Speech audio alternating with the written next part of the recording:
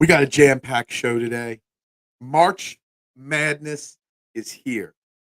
We're going to look at the bracket. We're going to talk about it with a special guest. Sixers Heat. Once I think I'm out, they pull me back in.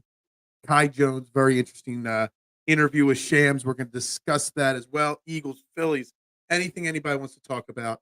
Trending in the AM with your thoughts and opinions live in 30 seconds.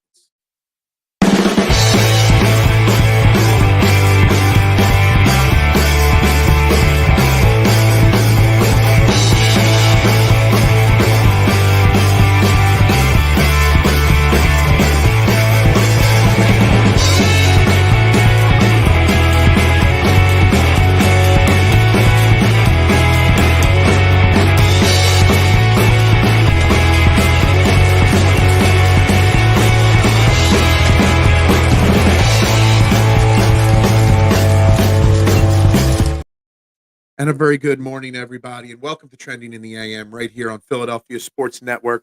We are live, Facebook, YouTube, Twitter. You know the drill. Like, share, subscribe, retweet, follow, all those good things. Wherever you are watching, get interactive and get sharing this show. As we've got a jam-packed episode and a lot to get through today. I am your host, Phil Stiefel. You can find me on all social media platforms at Beard and Knowledge. Well, as we said yesterday, Scruff of Knowledge, but it's at Beard of Knowledge still. And we got lots going on today on the agenda. Sixers with a really big win last night against the Heat. A little bit of a Joel Embiid sighting on the sideline, so that's got everybody excited. Phillies are on the agenda. The Eagles are on the agenda. I love the Kai Jones interview with Shams. I want to talk about that. But we're going to kick off the show today talking March Madness. It is that time of year. I am no March Madness expert at all by any means anymore. What is up, Mitchie Poo? Good morning to you, my man. So I had to go out and I had to find somebody to come on this show to talk March Madness. And after some instant research, joining me on the I Have No Sponsor hotline is my new best friend, Michael Huffer. You guys can find him on all social media at Michael_Huffer. Good morning, Michael. Well, you just muted yourself real quick there. Hope you're doing well. My wife's alarm was going off, so I wanted to get it going. Always the wife's fault whenever there's a problem. Yeah, we'll blame her. I've been doing this far too long. I blame the wives and the dogs for every issue I've ever had. Yeah, absolutely. Phil, thanks for having me on. Just needed a quick 2-minute drill while I hop on here. Just something had to happen, right, with technology. Of course. And you can find Michael. He hosts, he's part of the Pump Fake Pod. On Twitter, it's at Pump Fake Pod, and YouTube, I linked it in the description. Guys, make sure you check them out.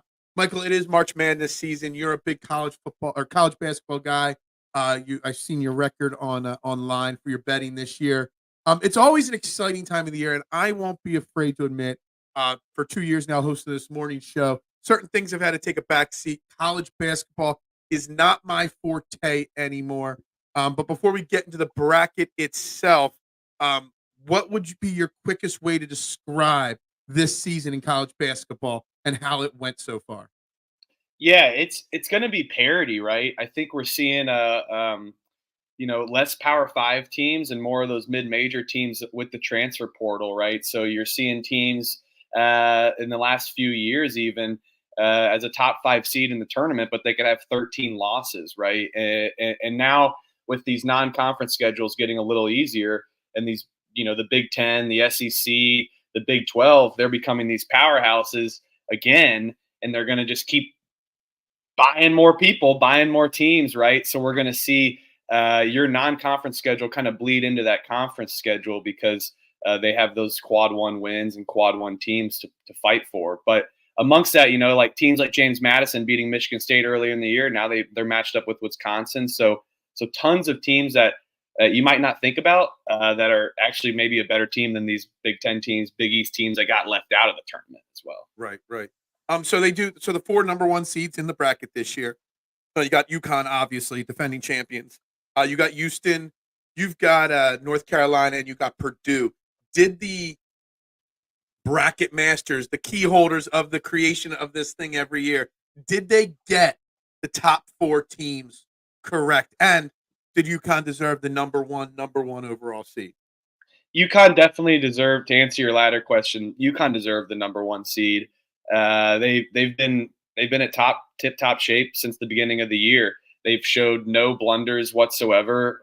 They maybe aren't the best against the spread just because they always have high numbers, 13, 14 against teams that can easily backdoor that. But for UConn being the number one seed, it's absolutely the truth. Dan Hurley's got those guys rocking, and they are in the toughest bracket in my opinion out of the regions, but they are for sure the number one overall seed. And yeah, Houston absolutely too. Even with their loss to Iowa State in the Big 12 championship, they've been dominant. Their first year in the Big 12. And they're beating up on all these Big 12 teams and blue bloods like Kansas and taking their lunch money. So, yeah, I think Houston absolutely. Purdue for sure. The Big Ten was a little down this year, but we all know the story of Purdue last year, losing to Fairleigh Dickinson. They got to rewrite their story, and that's why Zach Edey came back, and they have the best player in the national collegiate game in Zach Edey. And they've added a couple pieces on the transfer portal, such as Lance Jones from Southern Illinois. So this team has a little redemption arc for the number one seed. The only one that's in question is that final one, North Carolina. There was some talks of Iowa State after beating Houston to go into the number one seed. As much as I'm not an ACC guy, so I don't like North Carolina and Duke. I do think they deserve it. One of them does, and it was North Carolina. They were by far the best team in the ACC, even if Iowa State got it done in Houston. I still think the committee got it right. I would like to see 4 different conferences in a 1 seed versus 2 in the Big 12 for sure. So give Iowa State number 2, but yeah, I think they got it right actually. I'm a big gambling guy. I'm a degenerate. I love to gamble. You love to gamble. We all. I mean, if you don't love to gamble, I mean, it's like so American. I don't know. I just love a degenerate. And when I looked at who got the number 1 seeds, and then I looked at the board, I haven't made my bet on who I'm gonna ride with yet this year. North Carolina being a 1 seed, but not on DraftKings as one of the top 4 favorites, gave me the theory that maybe that they were the one that didn't deserve the 1 in that aspect. The other team, it's Arizona, is the team ranked ahead of them odds wise on DraftKings right now. You said UConn's got probably the toughest of the 4 brackets. Is that, I mean, we always look for, when we're building our brackets, we look for that 4-13 or 5-12 matchup, those matchups that are going to break people's matchups. Is that why you think it's UConn has the toughest path, or is there just really good? I mean, in their bracket, they've got, they got Iowa State, they've got Washington State, Illinois, BYU. There's a lot of highly ranked teams in their bracket as well. Is it the upset that scares you on their side, or is it the just the other teams, the other top teams in their bracket? This is the most chalkiest region I would say that I have. I like to pick a 12 seed to go far. I did it with Furman last year.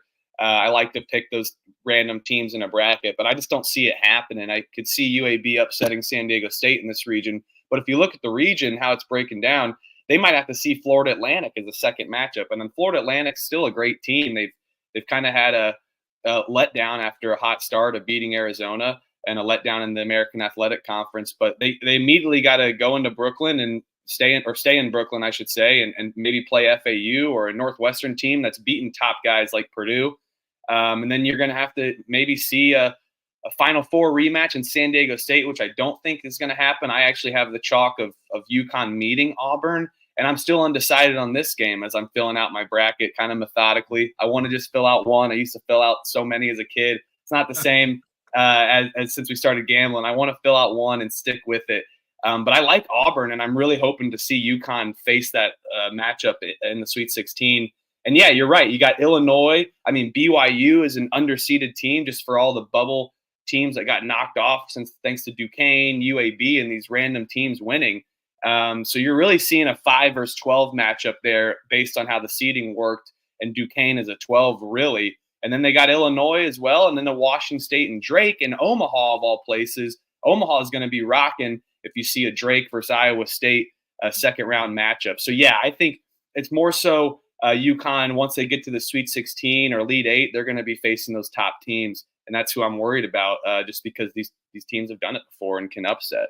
So All right. So, I mean, you talk a lot about chalk in that bracket there. What about the other brackets? Which 4, 5, 6 team do you see, or not 4, 5, 6 team? Which team in that 4, 5, 6 range across this bracket has the chance to be upset the most, but also the team that upsets them, that 12, 13, 14 seed, has the best chance to make that Cinderella? Everyone loves the Cinderella story this time of year. Who is going to be this year's Cinderella story, in your opinion?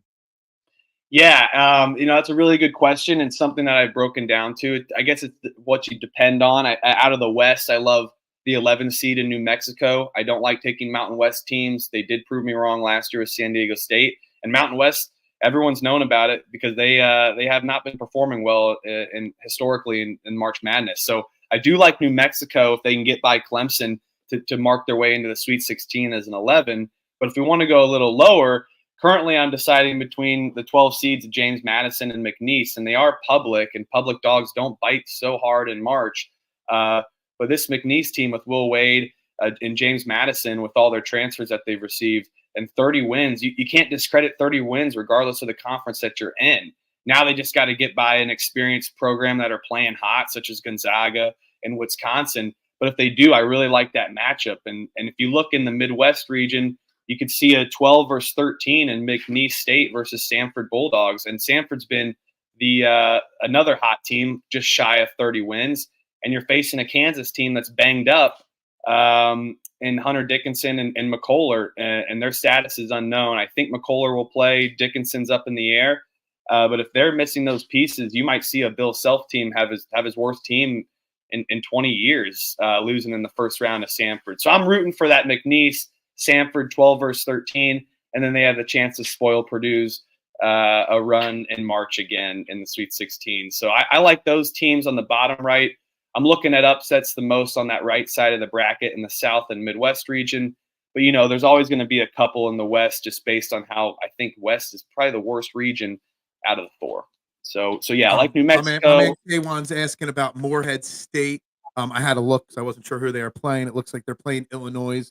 They're in that UConn bracket. I don't know. K1's a sarcastic SOB in my comment section every day.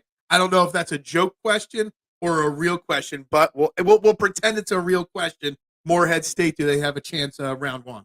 It is. If I've actually had the pleasure to watch Morehead State, thanks to my wife letting me turn on ESPN Plus on a few TVs in the early season and watching these teams play. So and they got Drew Thelwell. Drew Thelwell is a dog. He can absolutely score and just put up points. So and you're looking at an Illinois team that's kind of gone flat in March. I mean, they just won the Big Ten tournament, but if you look back a couple of years ago, they did the same thing and then almost lose to Chattanooga and then gets bounced in the round of 32. So I think Morehead can definitely cover the spread of 11 to 13.5, depending on the number that you got. I think it's down to 11, and it's going to be a battle. I don't think they get it done. I just think Illinois got that star power in Coleman, Hawkins, and Terrence Shannon Jr. So, but yeah, Drew Thelwell's a dog. I think they cover the spread, just don't get it done. This was an upset I was looking for immediately, though, when the bracket got released. Like, okay, what 14 or 15 could I pick? And Morehead was one of the finals. So, all right. So we keep talking about the odds and the lines and stuff like that. Like I love the bet, but I'm also not a big better. Like I don't have huge units or anything like that to lay on these guys. UConn is clearly the betting favorite at plus 360. I tend to always look for a team in that 12 to 2,200, range to bet to be my team. Which team? Which odds are you looking at that are exciting, that entice you, that would make a casual college basketball fan place a good wager and have something to look forward to and maybe a chance at making some money? Yeah, it's a great question. And, I think last year you got the futures in UConn was around that number, plus 1,800, plus 1,500. And they were a 4 seed. So I would take a look at those numbers around the 3 and 4 seed. And, college basketball is a game of analytics. I'm not the biggest analytics guy, but when it comes to college basketball, I am, just because it matters. So if you look at that, if you've heard of that trapezoid of excellence or whatever, you got to be in the top 30 defensively and top 20 offensive efficiency numbers. So there's a few teams that get in there, right? The teams you expect. Houston, UConn, North Carolina, Purdue, Tennessee, Arizona's just out of there with their defensively. But look at Auburn. It's a team I really like that's been playing hot out of the SEC. They're going to have some good odds, regardless of their number at 4 at plus 1,700. If they can, all they have to do is just get by the top seed of plus 360. But I'm not taking plus 360 with UConn. There's just too many games. If you want to just lay a big number with them and spread, I'd highly recommend that. So I'm looking at Auburn at plus 1,700. I'm also looking at a random sprinkle of like a Gonzaga or New Mexico, not to win it, maybe not to win it all, but to reach the Elite Eight or to reach the Final Four, which you can get some good numbers out of there. And you're seeing more variance now of teams getting out of the Elite Eight, getting out of the Final Four, not depending on what seed you're in. So yeah, the trapezoid of excellence. Yeah, it's look it up. It's a weird number, but it's the top 20 teams that are in this trapezoid of being just right in that middle quadrant of efficiency and analytics. So, and I think Auburn fits that bill. So they're my favorite team at the number of plus 1,700. And then, yeah, I don't mind a sprinkle on like I said, Gonzaga, New Mexico to make the Final Four. Also a Kentucky to win the national championship. The problem is their defense lacks. They can put up 120 points. I being that I'm so casual this year, I can never get behind a Kentucky team. I would just feel like dirty and icky rooting for Kentucky to cover my bet, just to get my bet. So we'll just ignore that one. They're going to now win because I said that the entire thing. I do want to ask, before I get your Final Four prediction, I want to ask you one question, something that's been irking me a lot the last couple days, and that's the 7 teams that declined the NIT invites. It's something. It's part of the many reasons why I've lost interest in college sports in general, the NCAA, the way they handle things. But then you've got these teams and these coaches that are declining invites. It's not as exciting as March Madness bracket, but it is still something that is part of college basketball. It's still a good opportunity for these kids to get more practice, more games in, more exposure, maybe improve for the next year. Where's your stance on this? Let's decline the NIT because we're upset that we did not get into the March Madness bracket. It's the same thing as just a bowl game, right? I think you finish out a season. I'm one that's kind of like military. Like you start something, you got to finish it. Especially if you commit to it, right? And you commit to a season, you play 20-something games, 30-something games in a season. What makes you want to back out of? Especially if you're a top-ranked seed, you have a home game now, and maybe a chance to write this season off on a high note just because you got left out of a tournament. And there's some really good teams in this NIT. And you're going to see some upsets for sure because those teams in the Ivy League, those teams in a random Metro Athletic Conference, they're gonna be playing their hearts out compared to a Power 5 team that's like, all right, we're just showing up here to play in the NIT. I think it's shameful to just not want to play a game. And Tom Crean said it best: if you have guys that want to opt out because they want to play in the NBA, sure, by all means, suit up 7 to 8 guys and don't quit just because it's not the result that you wanted. The NIT used to be an actual cherished tournament. And I'm from Indiana, so IU, a fan of IU. Mike Woodson, he won an NIT tournament in 1979, and then they go and deny the NIT tournament just because they didn't want to make the NCAA March Madness. It makes me question what's really going on in that locker room. And it comes down to coaching and athletic director decisions, in my opinion. I wasn't surprised. The first name I saw, I don't think they were the first name to say it, but the first name that caught my eye was when St. John's, and I'm really anti Pitino. Like, I just can't stand the guy. I just can't believe he's still coaching in college without as many things as he's done wrong. And when I heard his team did, I'm like, yeah, I'm not surprised. But you know what? You could have changed your legacy a little bit. You could have helped some of the people that feel negatively about you, like I do, by accepting that and not declining it. It kind of just gave me more room to not want to like college basketball a little bit. Yep, and so and Ricky P, man, he's had some crazy comments this year.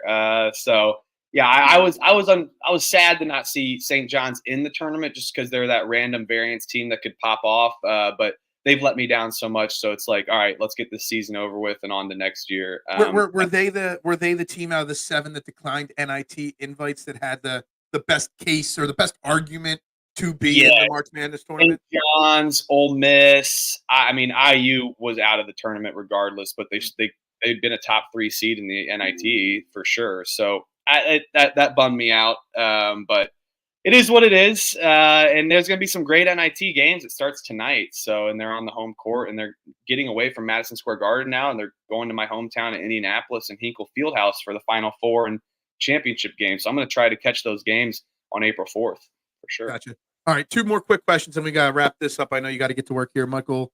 My closest friend I host a golf podcast with on Tuesday nights. He's a Michigan State alum, and I know every single year the first thing he does is, where did Michigan State get slotted? They are a 9 seed against Mississippi State, and if they would win, they would then face probably North Carolina. Does Michigan State, for my man Jason, have any chance whatsoever for another Tom Izzo run?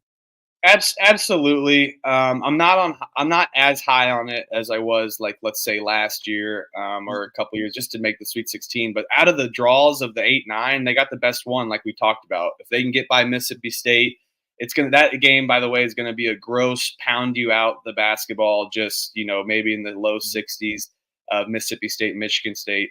I will say this: I am blindly going to take the underdogs in the 8-9 matchup. There's like a 56-32 ATS in some type of last 8 years, whatever it is that number is.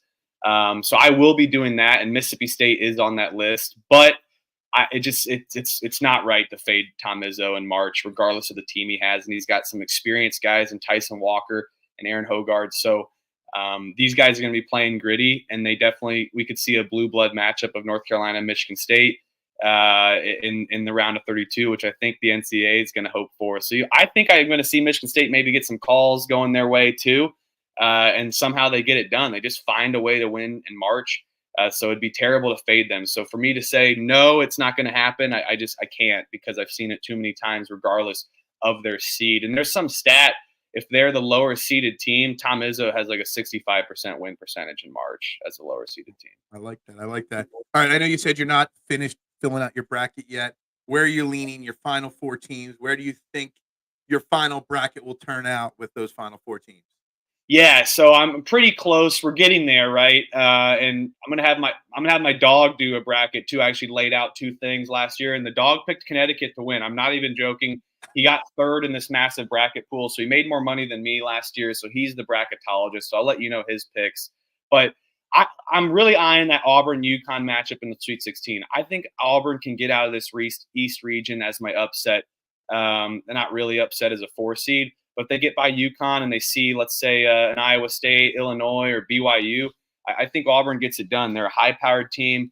Bruce Pearl's been here before, so I like their chances to get out of this region and go to the Final Four, and maybe match up out of the Elite 8. Randomly, I got New Mexico and Alabama to get out of there, and Grand Canyon upsetting St. Mary's as well in Spokane. So that's my real upset is New Mexico. I think whoever wins New Mexico or Clemson, they're going to beat Baylor in the round of 32 and have a good chance to get to the Elite 8. So I would sprinkle maybe on one of those futures.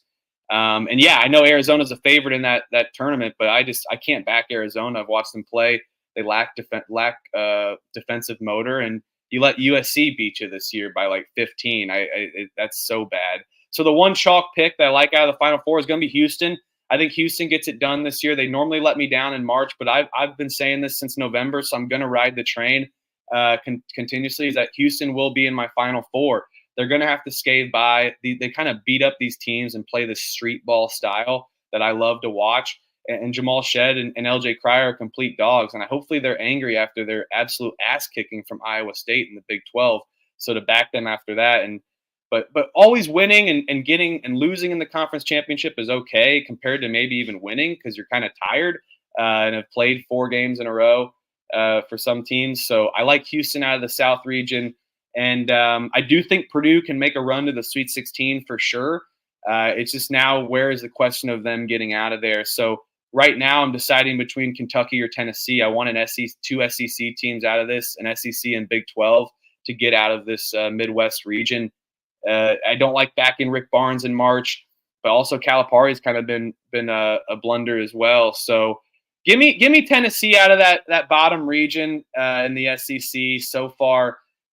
Two SEC teams, a Big 12, and a random Mountain West team like we've seen last year. So I'm really eyeing the SEC and Big 12 though for conferences just because of how tough they've played from top to bottom. Gotcha. I know you got to get to work. We got Michael Huffer on Twitter, X at Michael_Huffer3, Pump Fake Pod. What do you got going on? Do you have a new show coming out this week? Any content coming out that you want to plug? Yeah, we just released a bracket Spotify on our Spotify and Apple Music, all the podcast pages at the Pump Fake Pod. I do it with at Stooley Picks, Trevor, and at CBB Nick, some great guys I've met on Twitter. I've never met them in real life, but we love talking college basketball. And yeah, we're going to have a show definitely going over our March Madness bracket, even maybe an NIT show. And I'll be in Vegas this weekend for the first time as well. So I will be doing a live show there and doing some bracket recaps as well for heading into the round of 32 of the weekend. Awesome. Much appreciated. I'm sure any information they can find it right there on your social media pages, Michael Huffer, Michael_Huffer3. Michael, thank you very much for your time this morning. I greatly appreciate it. Hey, Phil, thank you so much for having baby face knowledge versus the beard knowledge. Yeah. So, Well, the beard was like down here, and I accidentally shaved it all off on Sunday. It was a mistake I made with my clippers, so I had to fix it, and this is how I fixed my mistake. Well, your scruff, I would pay money for that because this could take 2 weeks to grow. So. Awesome. All right. Well, thank you very much, and thank you for your time. And I guess we're go Auburn here. I'm gonna go place a little shekel on Auburn after this show. Let's do it. Let's go. I'll do it right now with you, and I'm down. Plus 1,700. Let's move plus 1,700. I like it. Everybody, Michael Huffer, thank you very much. That was Michael Huffer on the I Have No Sponsor hotline. Let me reset that real quick, guys. Just a little March Madness talk here as we get set. I really don't have the hype. Like, I don't even have a bracket filled out. Like, even in the years where I was bare minimum into college basketball, I still filled out multiple brackets and would watch or listen to a couple shows and get an idea. I got no investment this year. Thanks to Michael. Now I'm going to invest into Auburn winning at plus 1,700. Why not? Sure. I'll trust the expert. Keep to the blackjack tables. Yeah, that would suck. I'm more invested emotionally in the story that these teams decline their NIT invitation. And as Michael said, the NIT tournament used to be a very, very respectable, very, very important tournament. And it would lead to more things. And the fact that 7 teams have declined their NIT invites. You had Memphis, you had St. John's, Pittsburgh, Ole Miss, Oklahoma, and Indiana, and Syracuse all declined their NIT invites. And of course, yes, like I said with Michael there, the not John Calipari, the Rick Pitino aspect of it doesn't surprise me.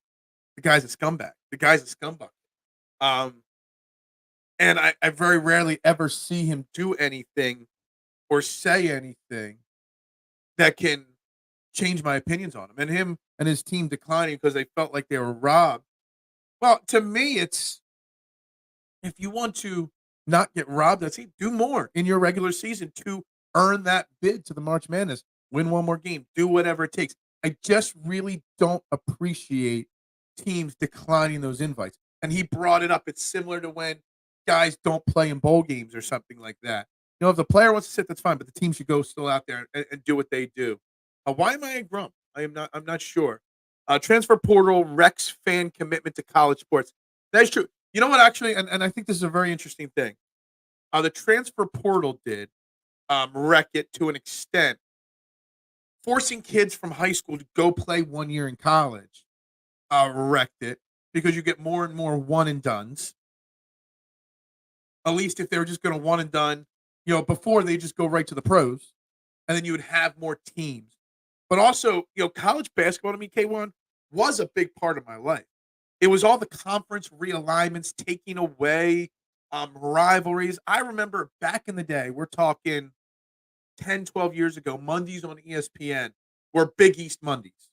and you would have a triple header of back-to-back-to-back games, and the Big East was like 10, 12 teams in the March Madness tournament, and it was exciting.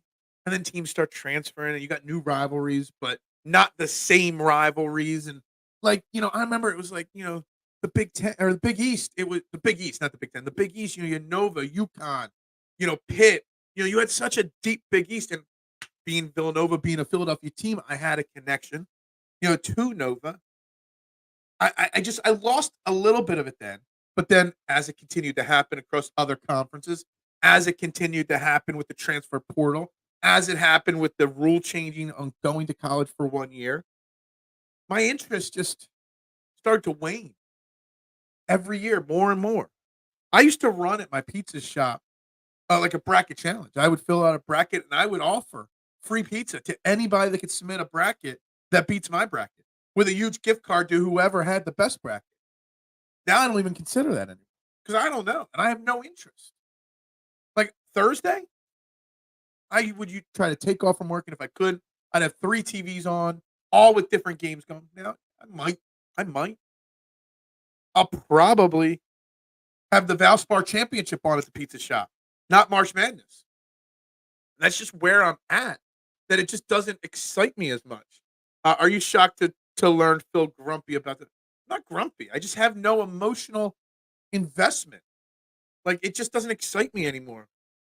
Yeah, it's not grumpiness at all. It's just the sport needs to keep casuals hooked. They're not doing that. They're making it harder to stay hooked.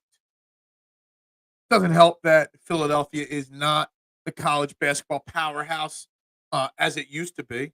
Is this the first time that Philadelphia doesn't have a team? No Nova, no Temple, no St. Joe's, nobody from Philly, no Drexel Dragons, none of them. Nobody from Philly's in it, and it makes it even harder. One and done is dumb. It is. I mean, high school kids most of the time are not ready to go right to the pros, and we're going to talk about that in a second because I really do want to talk about this Kai Jones interview with Shams. And if you guys haven't seen it, I recommend you listen to it. The clips are all over social media. But high school kids are not ready for the pros. I know that. But what it does is it forces them to go, and you don't get any of that team camaraderie. That's why you see more of the mid-major teams more exciting, maybe have a better chance in the tournament because they've been playing together for 2, 3, 4 years, and this is their moment to shine. There's no commitment to the university on a one and done. Never has been. And I've never been a fan of it since the day as soon as they made that a rule that you had to go for 1 year, forget what year it was. I know Lou Williams might have been in that last high school class. I want to say, I'm not sure. I knew it was going to be a downfall for college basketball. I really did. Conferences mean nothing anymore. They really do. I mean, really, you're really accurate. And the same thing's happening in football. All these teams changing conferences in college football as well. I stand by this when I say it. I think the NCAA is the most corrupt sports organization next to the Olympic Committee out there. And yeah, the NIL is now letting these college kids make some money off their names and likenesses. It helps a little bit, but it might have also created more problems. I don't know. But the conferences mean nothing. I used to care so much about the Big East tournament before March Madness. I was worried about what was Nova's seed going to be in the Big East tournament. Now I could care less. Same with NFL. College sucks. I'm not a college football fan. At least those guys are forced to play through their junior year before they can go in the draft. So they are built a little differently. You also can't have high school kids trying to play tackle football with the pros. They would just get destroyed far too often.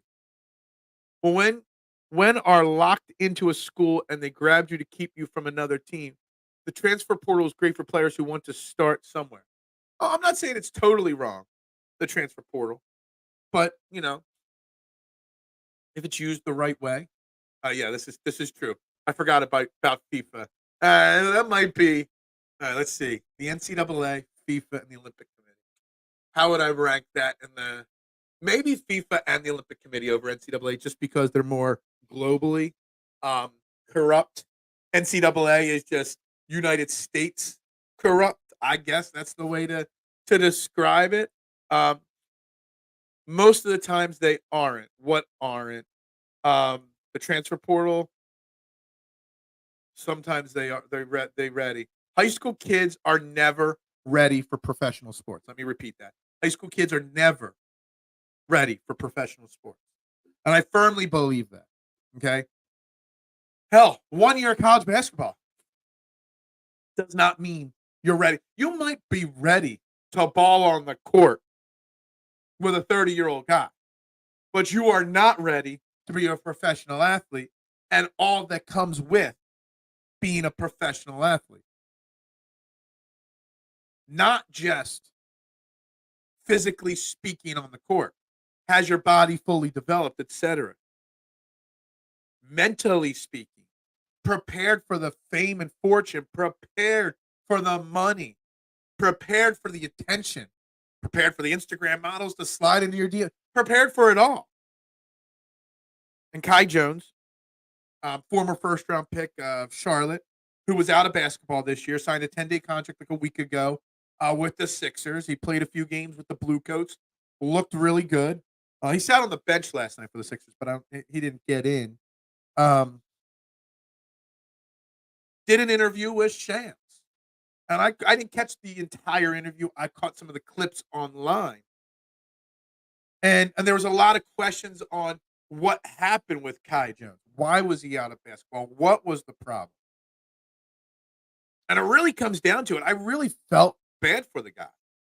I really did. And I am now a Kai Jones fan. I'm a guy that is hoping for the redemption story, whether it's with the Sixers. I don't even care if it's not with the Sixers. This guy basically, in a nutshell, became overwhelmed being a top 10 NBA draft pick. The money, the fame. He had some deaths in his family. A grandparent died. Didn't know how to handle that. Never had experienced anything like that. He basically just flat out admitted he was too immature and had no idea how to handle the pressures. And he needed the mental break. And that's why he walked away from basketball for a little while there. NBA, the NFL. You don't see it as much in baseball because you spend a lot of time in the minors. A lot of players do that. But you see it in the NBA and the NFL all too often. These young kids, man. And they get way too much dumped on them way too quickly. And I know they have the rookie symposium now, at least in the NFL. I don't know if I'm assuming the NBA has something similar where rookies have to go and it's required to this little conference, if you want to call it, where they're taught about financial advising, where they're taught how to be a pro. But that's not the same.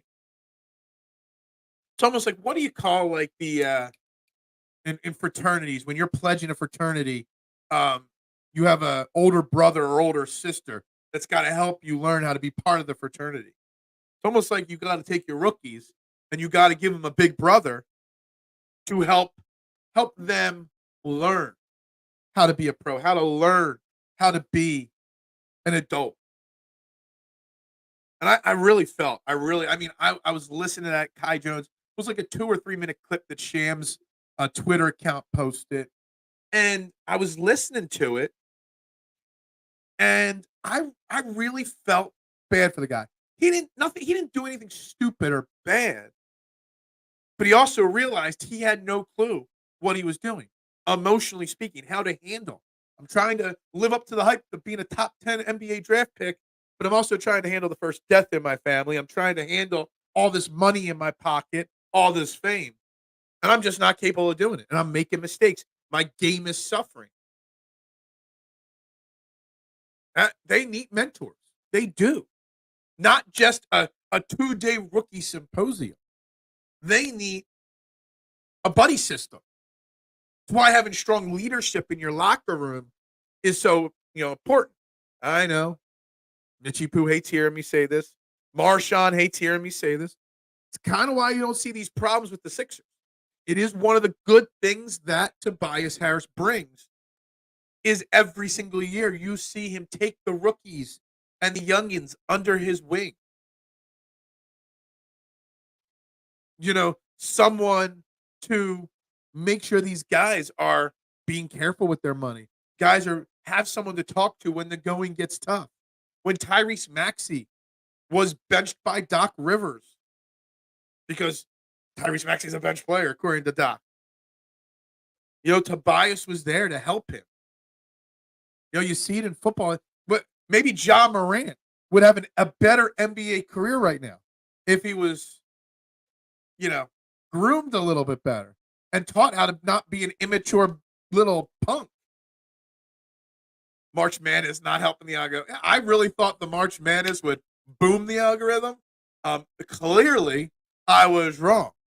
But we're using March Madness to transition to this Kai Jones conversation, which we will then use to link into the Sixers a little bit today.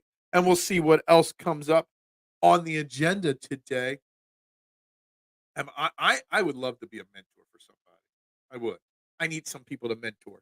Mentor or tormentor? Oh, you think I'm going to torment you instead. What is up, Reality Check? Good morning, greetings, salutations. Hope you are well this morning. Stay away from things like drugs and alcohol. Okay. Yeah, sounds easy, doesn't it? When you're 20, you got $10 million in the bank and you're at the club. What are you going to do? What 20-year-old doesn't make stupid mistakes? You need somebody there to help them, to teach them. Focus on basketball. Sixers talk killing the algorithm. You know what? F the algorithm. I'm talking whatever I want and whatever you guys. What do you want to talk about, K1? You don't want to talk about March Madness. We can talk about the Eagles again. Obviously, the Kenny Pickett stuff boomed the algorithm yesterday. It also caused me to get put into Twitter timeout. Something got me put into Twitter timeout yesterday. I don't know what. They thought I was a bot or something. I made one political tweet, my once every 6-month political tweet. And then within 2 minutes, I was put in Twitter timeout. Doesn't make any sense. Sixers could literally pay someone a fraction of the cost of what Spice makes to mentor. Pay Tony Robbins, perhaps. All right, so we're trying to make jokes about a very serious conversation, Marshawn. That's fine. I get it. I love making jokes on serious conversations as well. But the theory behind these kids thrust into this, either let them come right out of high school or make them stay 3 years in college, just like the college football does. You see a lot less problems like this in the NFL than the NBA. Algo is the Jake Paul getting knocked out by Mike Tyson. And you didn't ask for we were up against a very, very strict time frame with Michael Huffer. And shout out to my man at Michael_Huffer3. Make sure you shoot him a follow. I put out a tweet yesterday looking for somebody to come on. I had a boatload of recommendations for him to come on. Smart guy. Make sure you check out his Pump Fake podcast as well. 8 likes. Considering the algorithm shot today because I wanted to talk NCAA March Madness for 20 minutes. My bad. We'll just keep talking about the Eagles all day, every day. Phil NFL is greater than ping pong, is greater than college basketball, is greater than the Sixers. Ping pong, eh? Be quite the little ping pong guy. Haven't played much lately, so I don't know. Is he talking basketball, Mitch? You know what? I say, change the topic if you want. That is fine. But if you don't put the topic that you want to talk about in the comment section, you know what? And don't put the UFL in there. That is what it is. I set the agenda. You guys change it. Any NFL take is Gucci. I guess. I don't know what I would be if I had $20 million in the bank. I know who I was at 20 years old. Due to the fake ID going to Walio's. If you know, you know. And if you would have given me $20 million at that point, let me tell you something. I would have been buying Walio's. If you know, you know. It wouldn't have cost $20 million. But if anybody knows what Walio's was, maybe we hung out at some point then. But just think about it. Think of 20-year-old yourself getting, just say for the number's sake, $20 million dumped in your lap. I definitely wasn't mature enough at 20 years old. Guarantee it. And I didn't have the pressure. My pressure was waking up on time for a class, getting that paper submitted. That was my pressure. Making sure I wasn't late to work. That's it. You didn't say X, formerly known as Twitter. They hate that. I didn't say anything. Anyway, I call it Twitter. I will always call it Twitter. I know. I can't change it. There are 100 companies already called X. Well, whatever. I left during the March Madness talk. I didn't know we're having a serious conversation, my guy. Please carry on. We can have a sarcastic conversation as well. We really can. And you know what? Having the serious conversation and bringing March Madness to an extent back into it, what kind of example are the coaches of the 7 teams that decline their NIT bids setting for the kids on those teams? Some of which are going to try to be professional athletes. Some of which are going to be in the NBA draft. They've just been taught by their coaches, if you don't like the results, just quit. If you don't like what happens to you, it's okay to just quit. To me, that is an awful example of how to teach these young men how to be mature grown men. Maybe if Kai Jones had a little bit more discipline in his life, a mentor in his life, maybe he would have had somebody there for him. I don't know.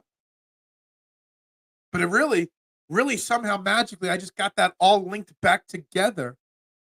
That things like, being mature and being grown and learning how to be a grown man, Rick Pitino is teaching his St. John's University kids, nah, we didn't get what we wanted, so deuces, we're out of here. That's not teaching you to be a mature grown man. That's teaching you to be a quitter. He just changed the name to X so people think you're looking up dirty pictures. Yeah, is that what it is? Basketball is my favorite sport. I like the way they dribble up and down the court. I'm glad, Mitchie Poo. I'm glad. Tobias Harris is greater than Mitchie Poo. I'm just going to say it right now. It's the way they throw the ball into the hoop and look so happy. Right. I had a tour mentor as a boss, and I didn't like him because I never understood why he was like that. Then I replaced him when he retired, and a lot of what he taught me resonated.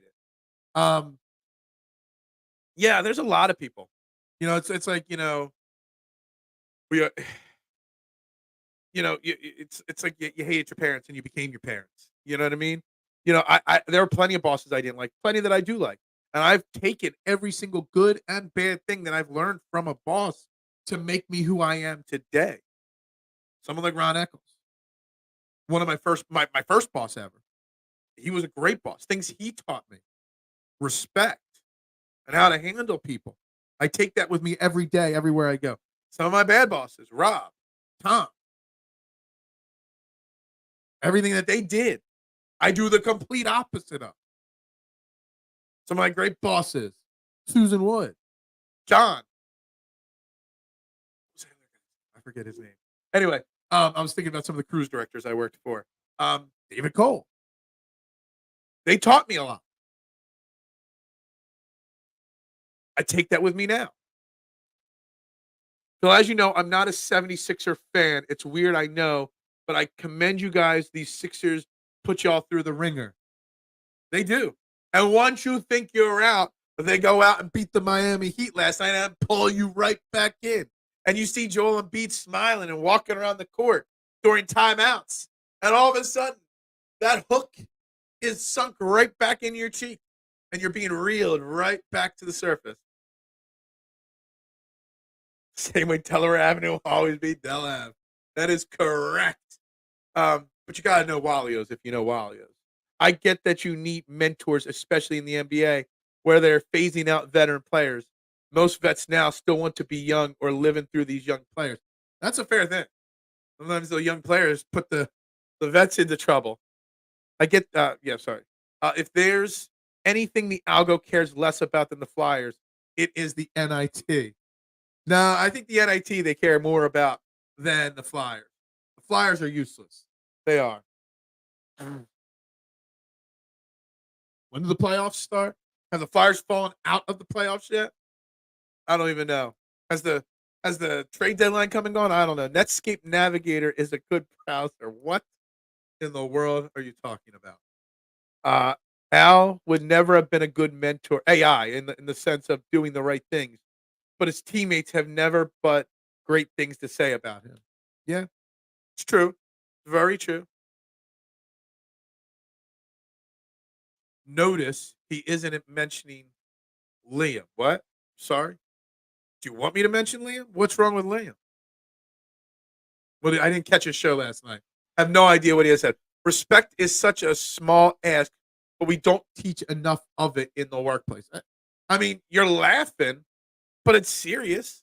I need to hire people at my pizza shop, Fox's Pizza. Always scrolls across the bottom, the address, the phone number. Check it out. Top pizza shop in Kennett Square. Top guys out. I had 18 people apply on Indeed for a job. 4 of them actually showed up for the interview. 2 of them were only remotely hireable. I don't say that in a great way. All right. Respect. Just respect. Don't schedule an interview if you're not going to show up for it. The process Sixers were more fun because we could watch college basketball and wonder who our That's true. Once we weren't getting lottery picks, I did watch a lot less college basketball once the Sixers weren't drafted in the top 3 anymore. Let me tell you something. I watched a lot of Jabari Parker tape back in the day. I watched a lot of Brandon Ingram tape back in the day. Lots and lots of Markelle Fultz tape. I was a huge Markelle Fultz guy. I really was. And I was a big Jabari Parker guy. I really, really was. Mentor young. You want me to mentor young Liam?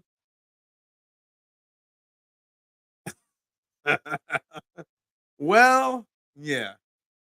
Anyway, it's because Liam called it a breakfast. Did he call it the breakfast show again? Like seriously, he doesn't know. He just doesn't know. It's chilly outside, Phil. Bundle up and put your thermos on. It is cold, of course. And I'm babysitting my nephew today. He's a half a day of school, and my brother asked me to pick him up and hang out with him and stuff like that. And every time I have to babysit and help him out and take care of him, it's never nice enough out that me and him can go shoot hoops in the driveway. We're gonna have to sit in the basement and play video games again, which he loves. Anyway, so it's all good. Flyers. Now I need to take a nap. Yeah, exactly. I need to take a nap when Flyers get added to the chat. I asked Chat GPT to tell me what is good for algorithm. It said NFL. Back in my day, we were lazy jerks too, but they would tell us. Now they don't. Yeah, you can't tell anybody they're being lazy because then they'll get offended. It is going to be cold. Yeah, Uncle. It's not Uncle Phil. It's Uncle P. It's very simple. Uncle P, the coolest uncle there is out there. No doubt about it. You know how many of these young professionals I work with say, check your emails. You're supposed to know that. The people they are asking approval from. I should bring in Charles Oakley. Yeah, Charles Oakley. Yeah, there was no problems with leadership there. You didn't want to mess up. But I see, you just think about the type of leadership back in the day to now. Like, I think about the Phillies and that locker room in '93, and you had Darren Dalton and John Kruk and Lenny Dykstra. 3 completely different types of leaders. You had the mentor in Darren Dalton. You had the guy, the kind of in-between guy in John Kruk, and then you had Lenny Dykstra, the guy that would break a baseball bat over your head if you pissed him off. Leading by different ways. Just different times in sports overall. But the Kai Jones thing really it got me. Global warming is here, had winter, spring, summer, and fall all in one week. Basically, yeah. I was thinking about wearing shorts the other day. Today, I'm going to have to wear 3 layers. Might be back to 2 socks on each foot. Back when steroids were legal. Ah, yes, good old steroid era. Steroids were never legal. Steroids were just you turn the other cheek to the usage of them. And so you can get a shot in the other cheek, basically.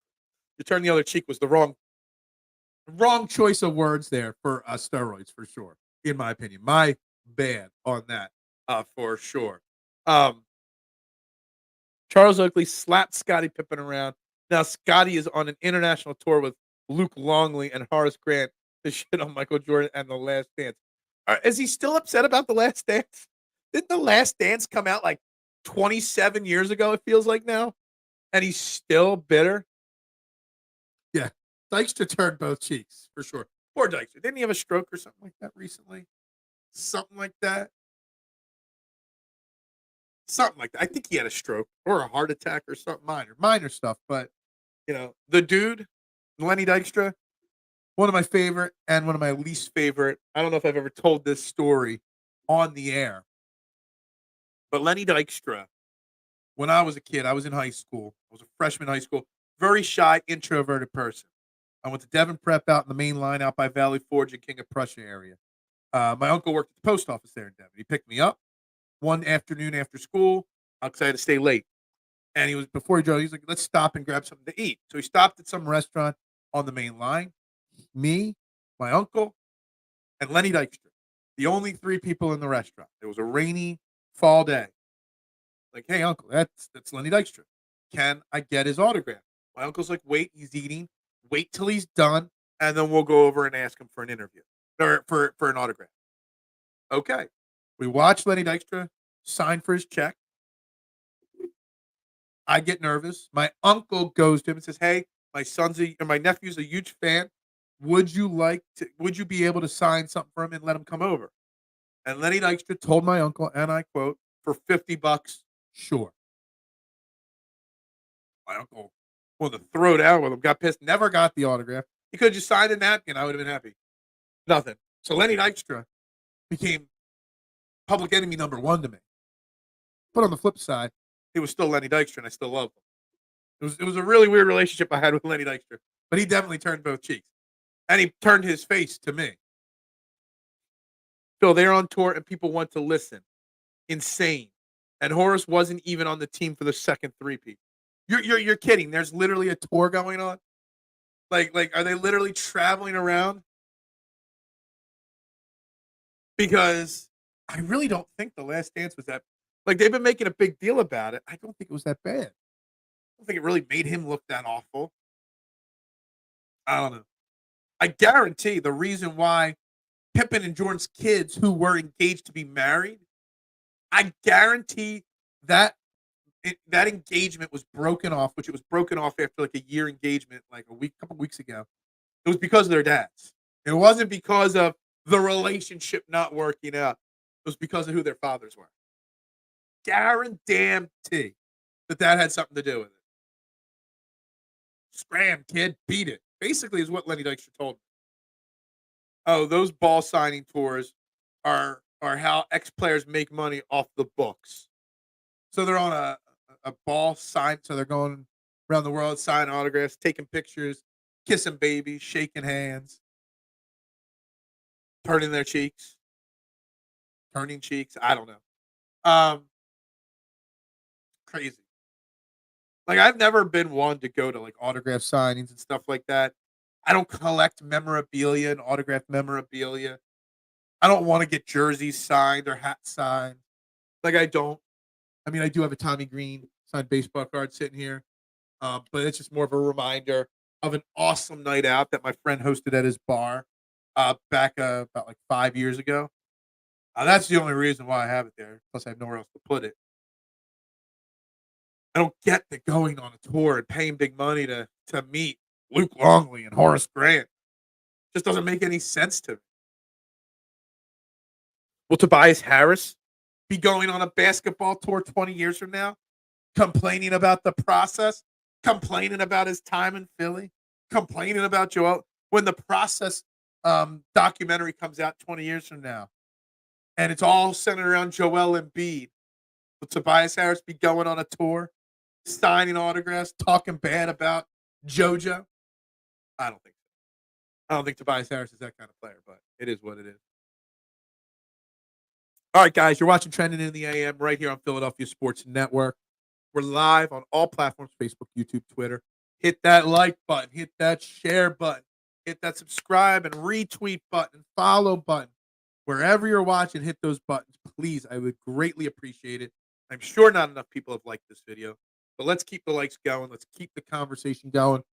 March Madness, if you want to talk about it. Teams not playing in the NIT because they don't want to. Kai Jones, the Sixers. We're going to start talking about last night's game a little bit. Anything else you want to talk about? Zack Wheeler, opening day Phillies starter, still on the table. Howie Roseman, cap genius, still on the table.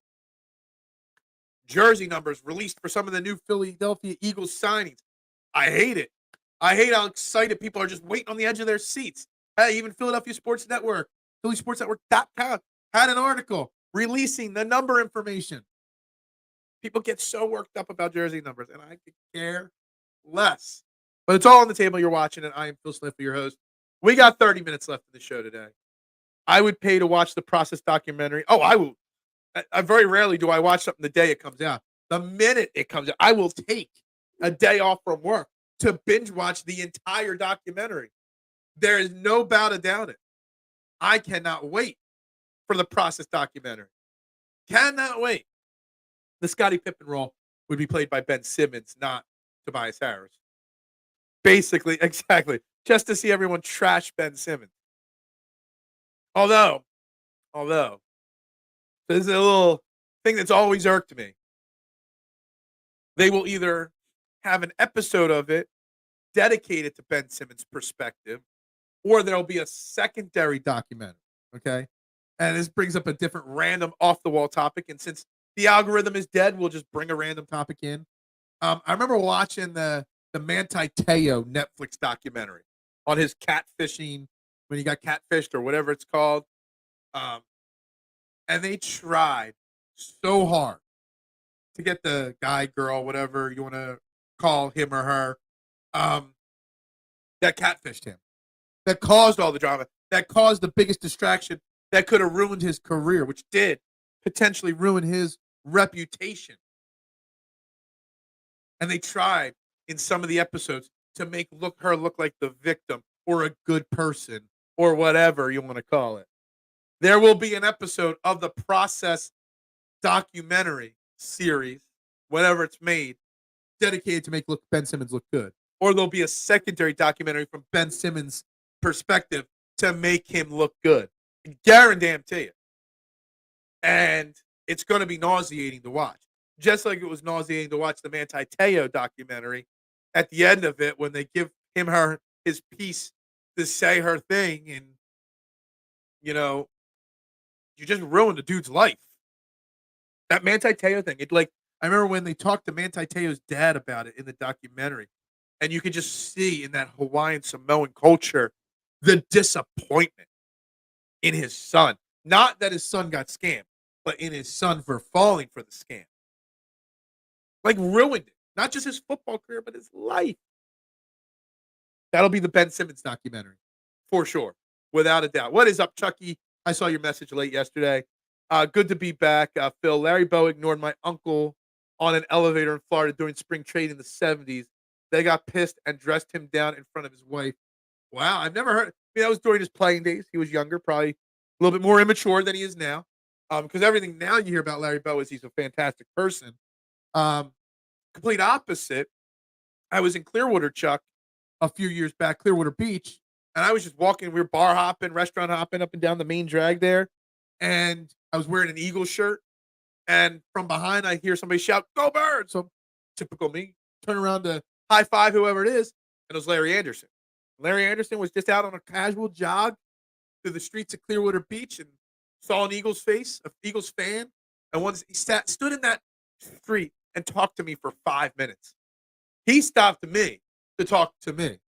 So yeah, Larry Bowe, maybe he was a punk when he was a kid in the 70s, but now probably not. You gotta let Ben go, bro. It's been 2 years. He's gone. We will always hold a bitter spot in our chest for him. I don't know who is going to be revered and hated more 20 years from now. Ben Simmons or Carson Wentz? Two big drama-filled eras in Philadelphia sports, pretty much around the same time as well. I think Ben Simmons will go down as hated more because at least Carson Wentz's one season did help lead us to a Super Bowl victory, our only Super Bowl at this point. Ben Simmons never led us to anything. So at least Carson Wentz at some point will get a pass. There will come a time when Carson Wentz is loved. I have my Carson Wentz jersey still buried somewhere because I know someday I will be able to rock it with pride again. But the Ben Simmons jersey I got somewhere, that'll never get worn. I won't even wear it to bed. I'll have nightmares. Never. Exactly. Never getting over it. Never, never, ever.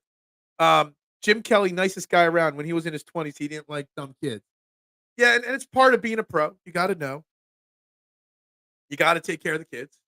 You got to be good to kids. You got to sign those autographs. You got to shake hands, take pictures. In this day and age with social media and stuff, it's different than it was when we were kids. But yeah, it's still there. But also, kids got to got to be taught by their parents to respect athletes' personal space and personal time. Hence, what my uncle was trying to do with me and Lenny Dykstra. Just wait till he's done, and then catch him for 30 seconds after his meal. Yeah, exactly. Wentz at least did something. His crash and burn was a quicker crash and burn than Ben Simmons. But at least his pre-crash and burn, we don't win the Super Bowl without him. We don't get to the Super Bowl without that MVP season. Part of maturing appreciation of people. Absolutely. Wentz for sure. The Eagles, only Philly people forgive basketball, but football players and never. No, I think Carson Wentz will be forgiven. What was that, the 2017 season? When's the first time they're going to do a reunion? 20 years? 2037? 2042 for the 25-year anniversary? Will they do a 10-year anniversary in 2027? Maybe. Depends on if Lane Johnson's retired by then. When they do the first reunion at Lincoln Financial Field for the 2017 team, Carson Wentz will be there, and he will get a cheer. He will. Because we're going to remember fondly the fact that we don't win a Super Bowl without Carson Wentz carrying this team for the first 13 weeks of that year. How did Lenny go bankrupt after $59 million? No wonder he was a grump. Yeah, I don't know. Too soon? I don't know. There's a lot of plane issues going on right now. K1, I don't know if I'm making plane crashing comments at this point. Maybe a light chair. He'll get a golf clap.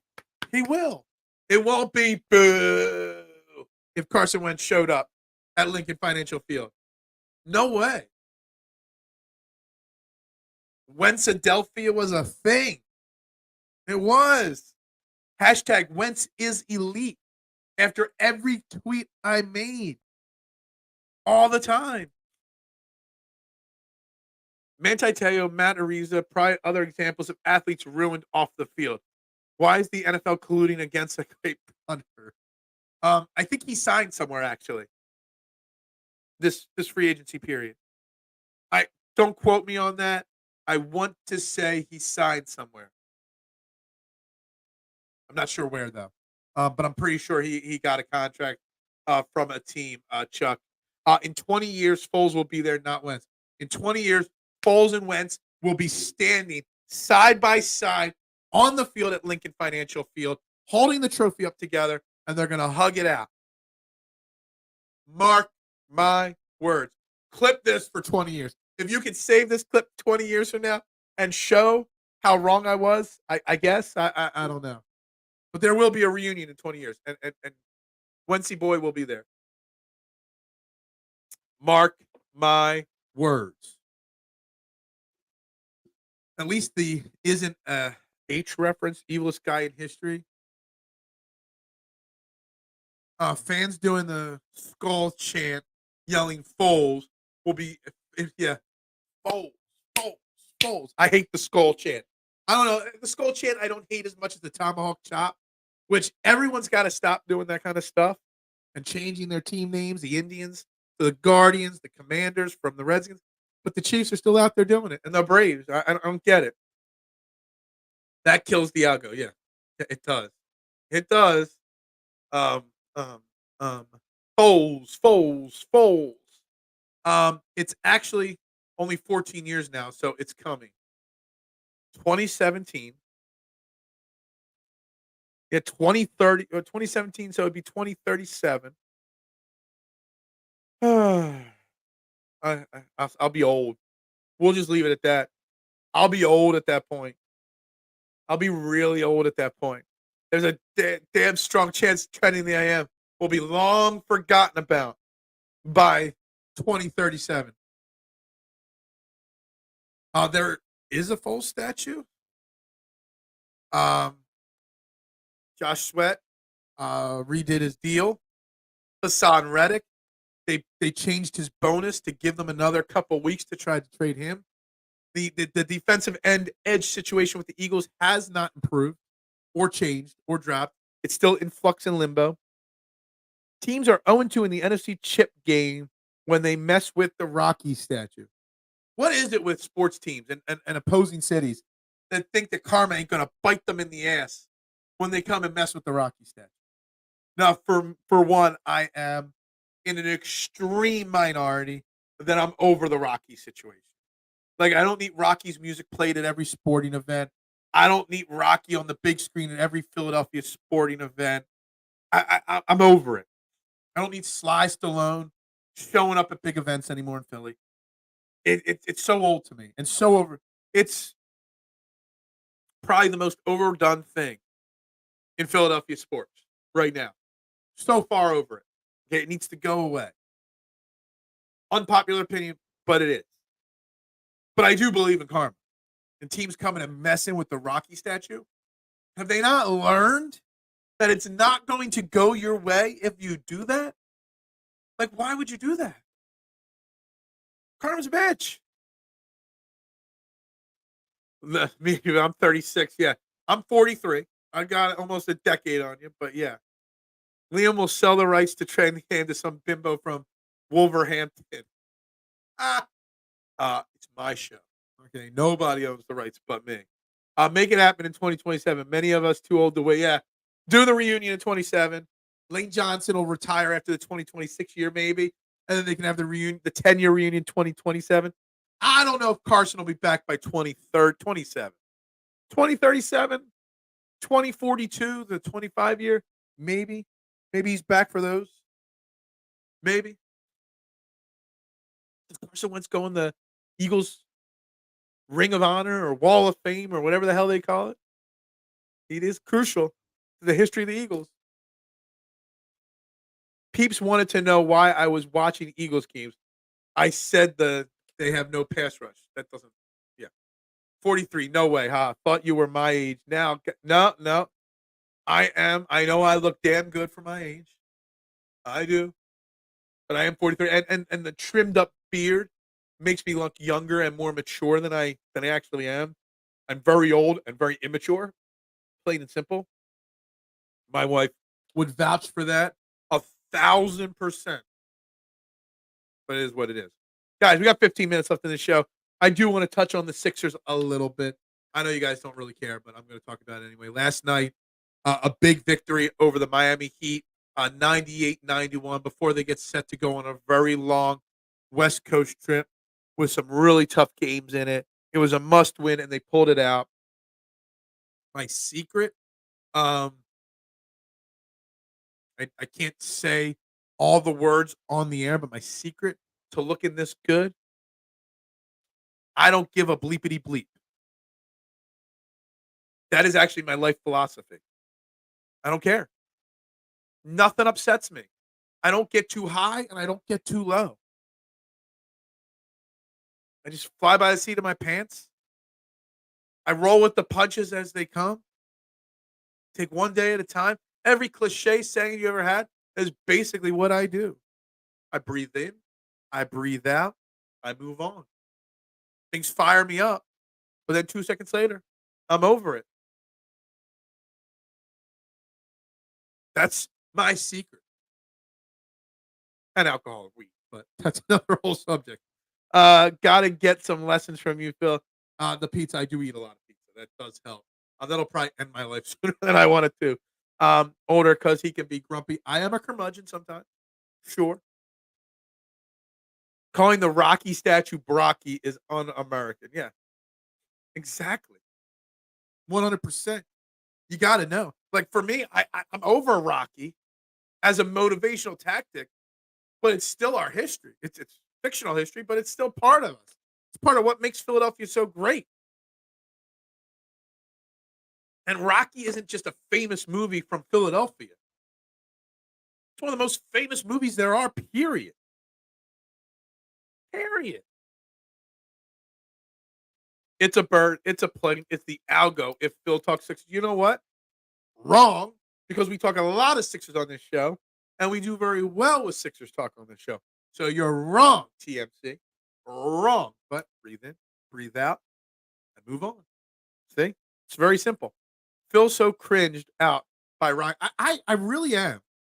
Like when I'm watching a sporting event on TV or I'm in a sporting event in person and you see, the screen, just win, Rocky, just win. Or get up, you son of a bitch, because Mickey loves you. They play it and the crowd goes wild.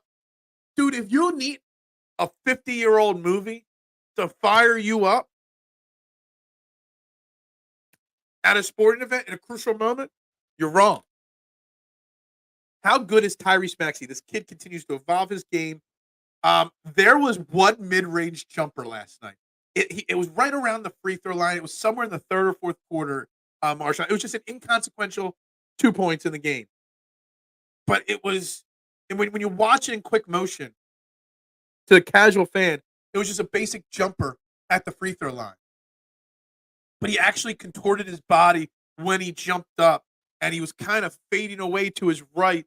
Like if you watch it in slow motion, or if you have a keen eye, you can tell how tough of a jump shot it was, and it was just pure. And it was just money. Tyrese Maxey is going to be one of the 5 faces of the NBA in a few years. With that smile, with that personality, with that skill set, and he is still only 23 and still developing, he hasn't even come close to reaching what his peak can be. And I know I've been off on the Sixers, and I'm over the Sixers, and I keep talking negatively. If Tyrese Maxey plays like he does last night over the next 2 weeks, and if Joel Embiid comes back, I'm right back in. The question is, should Joel Embiid come back, and will Joel Embiid come back? Rumors are he's going to try. That he's getting closer. He's on the court. Non-contact form, but he's on the court. There's a chance in 2 weeks. We've got just such a difficult stretch of games coming up, Marshawn, that the Sixers really got to just let me pull their schedule up real quick. It starts the 20th, which is tomorrow night. The 20th tomorrow night in Phoenix. Then you go to the Lakers. Then you go to the Clippers. Then you go to Sacramento. And then the Clippers again. Then the Cavaliers. And then you get an easy game against the Raptors. And then the Thunder. Then the Heat again. There is a brutal stretch coming. 1, 2, 3, 4, 5, 6, 7, 8 games. There's a chance they go 2-6 in those 8 games. And that's not good. If they can go 3-5 or 4-4 over those next 8 games, and Joel comes back, give him a couple days to get integrated with these new players, there's a real chance that they make noise. Because let's be honest, the Eastern Conference, it's stacked, but is it? It's Boston, and then everybody else is very average. The Bucks have holes. The Cavs, I don't buy. The Knicks, I don't buy. Magic aren't ready for a playoff run. The Pacers will always scare me because of Tyrese Halliburton, but that's it. Goosebump, embarrassed, lever, cringe. What? If Brock had a little rocket in him, he would have won the Super Bowl. See what I did there? I see what you did there. I see what you did there. The Kurt Angle theme to where everyone chants "You suck, you suck" in between the beats. A triumph of the human spirit makes Rocky more than a Philly icon. Respecting statues is vital. I agree. I agree. In this day and age, you get away with it too. Like there's no respect. I don't know. Goldberg's theme song always gave me goosebumps. I guess. Tyrese is really what we thought we were getting from Markelle. It's a fantastic comment, Marshawn. It really is. I was all in on Markelle Fultz, especially after his first rookie league game. Dude, I thought we got the missing piece of the puzzle with Markelle Fultz. I wanted him really bad in that draft. I remember saying multiple times I wanted nothing to do with Ball, and I kind of had a feeling that Jason Tatum was going to be a really good player. But man, I thought Markelle Fultz was going to be something special. I really did. I was really wrong on that. I'm not afraid to admit it. I was wrong. Shut and beat down. Easy call. Is it? Is it that easy of a call? Joel Embiid just celebrated his 30th birthday the other day. Can you believe that Joel Embiid is already 30? What's he got left? If you've got a chance to get him back and get him healthy for the playoffs, you got to take that chance, right? Why wouldn't you take that chance?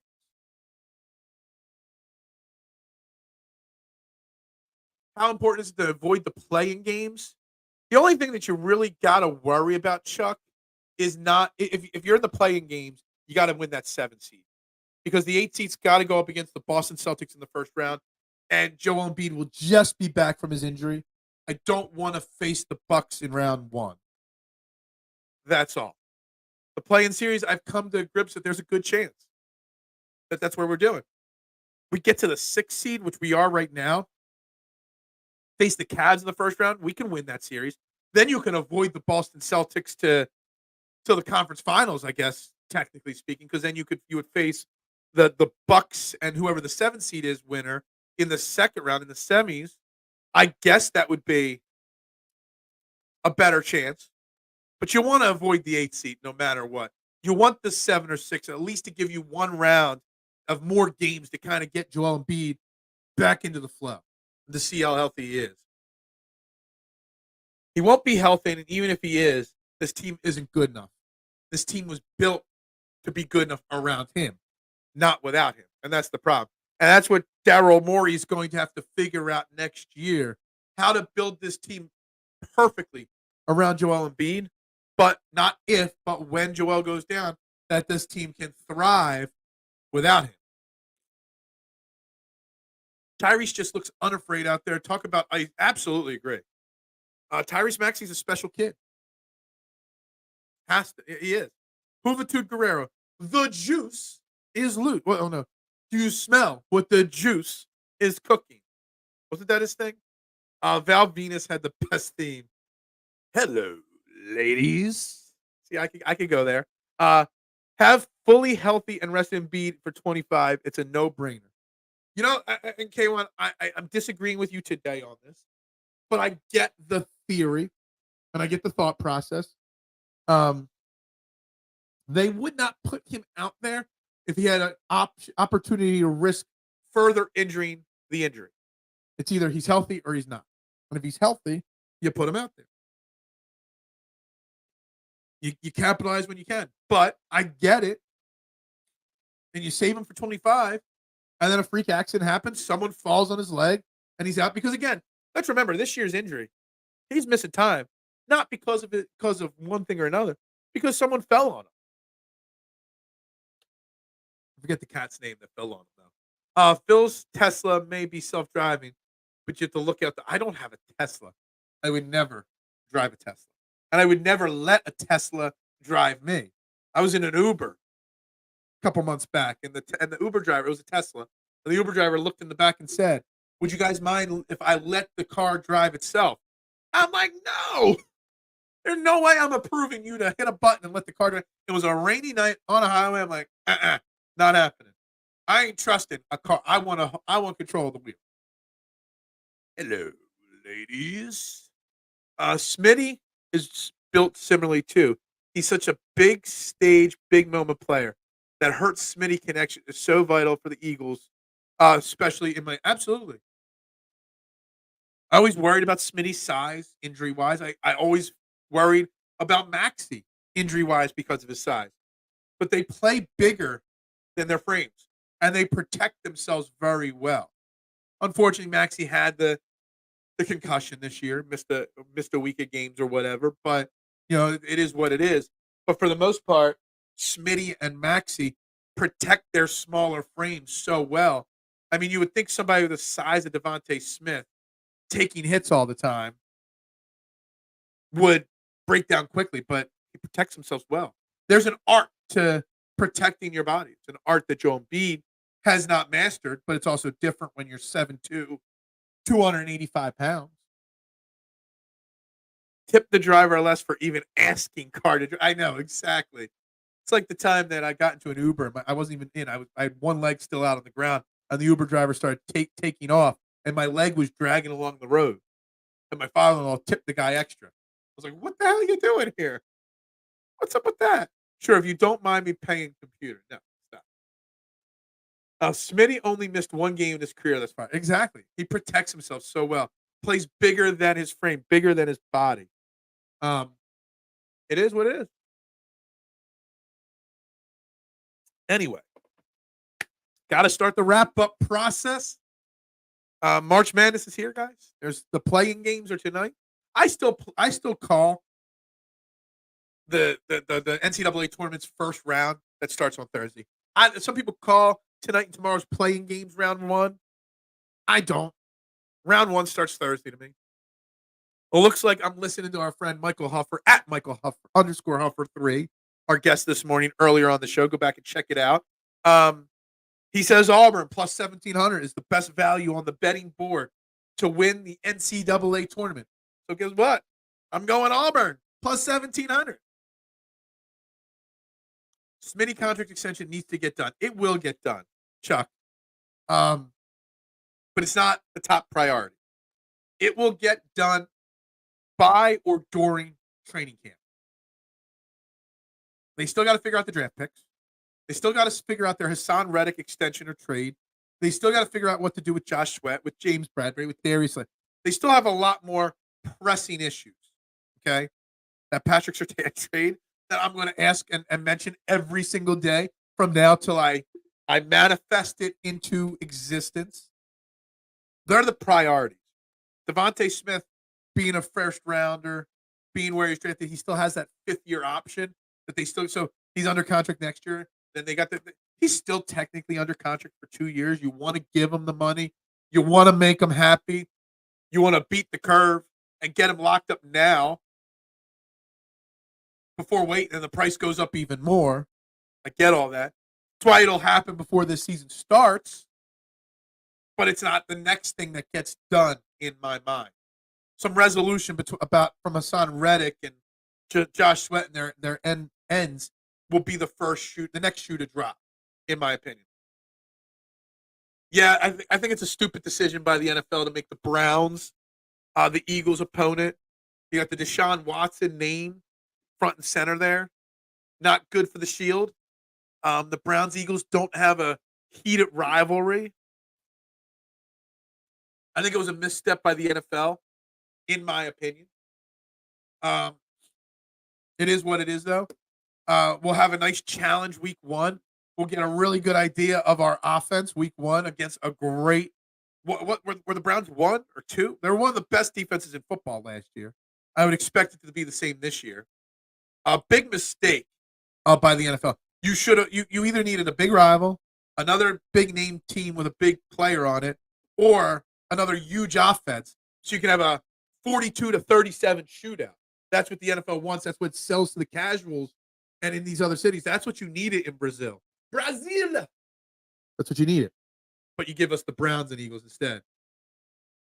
Phil will shave his head if we sign. You want me to shave it completely? I do actually look pretty good with a bald head. I used to pick my head. I will 100% pick my head if we trade for and extend Patrick Surtain. Mark it down right here. Maybe I'll even make my wife come in and do it live on the air. Okay? I will shave my head if Patrick Surtain is an Eagle before week one of the NFL season. Literally zero doubt. Facing old Jim Schwartz, huh? I mean, is he still the DC there? I mean, that's the biggest storyline of the game then, if that's the case, Dave. Like, that's how weak it is. Like, there's no storyline. They're going to Brazil for the first time. You need storylines. You need stars. There's stars on the Eagles. There aren't many stars on the Cleveland Browns. And their biggest star, Deshaun Watson, is a scumbag. Is Ayuk not getting extended? Brandon Ayuk will probably be traded by the 49ers before the season starts. Maybe by draft night, for sure. Yeah, she will do it. If you tip her $500, she'll do it right now, even without Patrick Surtain. I'm just going to tell you. She'll say $500, put that in my account, and that hair is gone. No doubt about it. It'll be a very tough first game. Very tough opponent for the Eagles week 1. I just don't agree with the choice. That's it. I'm here for all this Niners, Ayuk, Debo drama. I love it. We'll get more focused on the Eagles again tomorrow. I got an interesting topic to start with tomorrow. We'll talk more Sixers. We'll see if Justin Crosby is free for tomorrow's conversation or not. But we will continue on this trend, guys. This is the end of the show today. For $1,000 super chat, we will even get a. Yeah, for $1,000, she can do it exactly. Everything has a price, K1. As I say, everybody has a price for everything, my man. For sure. Yeah, that's right. Peace out. A-Town down. Not on the WrestleMania card yet, I don't think. Whatever, though. Guys, we're wrapping it up right here. Trending in the AM. Shout out Michael Huffer at Michael_Huffer3, our guest today for our March Madness conversation. We'll be back tomorrow, 8 a.m., another jam-packed episode. We will see you guys tomorrow. And as always, go Birds.